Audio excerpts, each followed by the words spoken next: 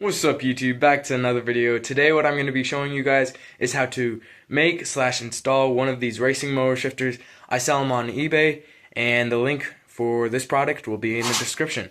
First of all, I sell these shifter rods and they're super nice, and I also am going to sell the shifter linkage on my racing mower.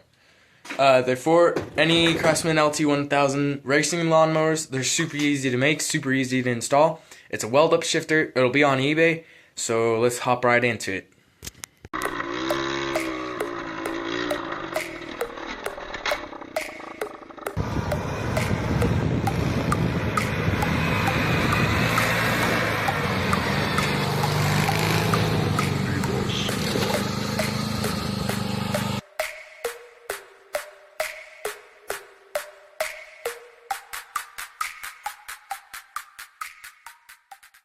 So first of all is we have the stock shifter here, and for any racing mowers that you want to really have race, I suggest that you go with this style of Transaxle shifter, and these are again going to be in the eBay.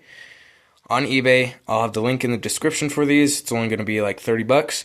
So to install these ones, first of all, the pros to this one is that it's short, stubby, doesn't take up a lot of distance, and it's nice. But the other not so good stuff about this one is that the shifter, when you shift, it's hard because when you're racing these and you have these Spicer 6-speeds or normally peerless MST 206 6-speed transmissions, you always end up missing a gear. See, it went from second to fourth. I can't even get it back up into third.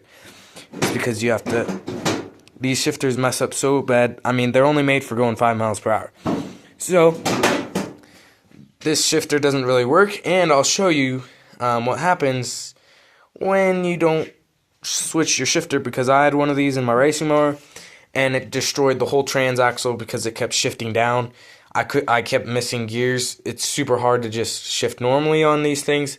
So this is what's going to happen. The Spicer or a peerless 206 transmission, when you use that stock shifter, this is what'll do the transmission. Bunch of teeth are missing. It jammed the gears on this one, so I got stuck a long way away from the home. But otherwise, this one's missing a few teeth. This one is locked now because it won't even spin or roll because of the locked transmission. And the first gear is, I thought I was missing at least one tooth, but over here is the worst part. This one's missing about 3-4 teeth. This one's missing at least 3. The first gear, there's not even a first gear there. The first gear right there split in half and is now somewhere in the transaxle. And like my 6-speed gear was even missing some. My 5-speed one was there, chipped teeth, a lot of chipped teeth. But it will not work to have that stock shifter being used on these transmissions. So those other shifters that are over there work perfect. Shifters that I make, they're super easy to install, super easy to make. So over here on my off-road lawnmower, I have the same setup. Right here, this one works super good, super easy. And see, it's so much easier to go throughout the gears. Reverse, neutral, first, second, third, fourth, fifth, sixth. Super easy. Whereas the other one, you feel like you're gonna miss a gear. So this one also has a lot of torque, helps you just shift so much easier. So the ones that I'm selling on eBay are going to be a weld-up shifter. You have to have a welder in order to weld it up, unless you have a different way to hook on the shifter. I'll probably create a different way later on.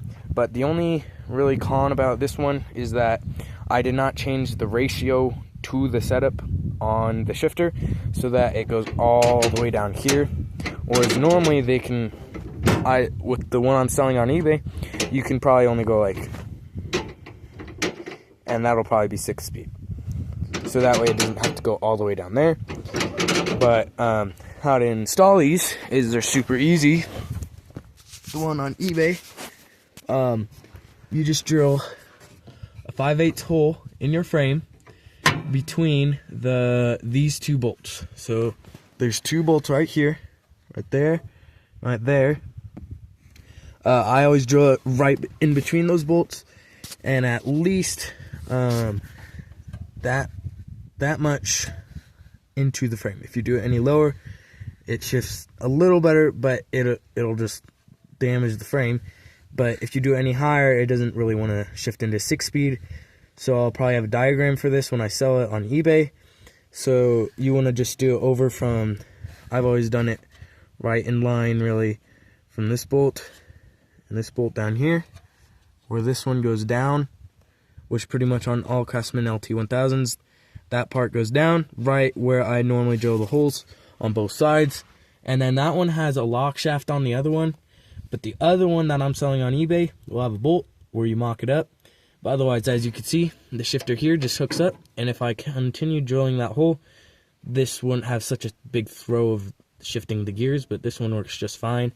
So I'll also be selling these soon on eBay, but these ones prolong the life of your transmission. I've used this transmission for over a year and a half now in 2 different racing mowers, and I haven't had any gear issues. I just took it apart recently, changed it out. I just welded the differential. This thing still works like a beauty. All the gears look good, whereas all those other gears, when you use a stock shifter for less than even 5 months, it'll just destroy that transmission.